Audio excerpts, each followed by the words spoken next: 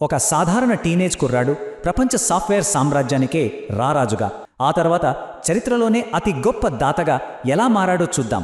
ఏమాత్రం ఆలస్యం చేయకుండా ఈ అద్భుతమైన ప్రయాణంలోకి వెళ్దాం పదండి. మొదటి భాగం సంపద సామ్రాట్. సరే, ముందుగా ఆ ఆస్తి గురించి మాట్లాడుకుందాం. ఏకంగా 18 సంవత్సరాల పాటు ప్రపంచ కుబేరుల జాబితాలో నెంబర్ 1 స్థానంలో నిలబెట్టిన ఆ అపారమైన సంపద స్థాయిని ఒక్కసారి అర్థం చేసుకునే ప్రయత్నం చేద్దాం. ఇక్కడ అసలు మైండ్ బ్లోయింగ్ విషయం ఏంటంటే, సరదాగా రోజుకు ఏకంగా 6 కోట్ల రూపాయలు ఖర్చు చేసినా కూడా ఆ డబ్బు అంత త్వరగా అయిపోదట. అవును, వింటున్నది నిజమే, రోజుకు 6 కోట్లు.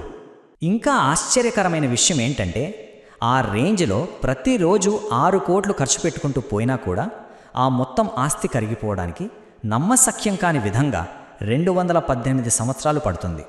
ఒక్కసారి ఆ స్థాయిని ఊహించుకుందాం. అంటే ఇక్కడ అసలు పాయింట్ ఏంటంటే, ఆ మొత్తం ఆస్తి విలువ మన ఊహకు కూడా అందని విధంగా 5,76,000 కోట్ల రూపాయలు. డాలర్లలో చెప్పాలంటే 88 బిలియన్ డాలర్లు. ఇంతటి స్థాయికి ఎలా చేరుకున్నారన్న నేపథ్యం దీనికంటే ఇంకా అద్భుతంగా ఉంటుంది.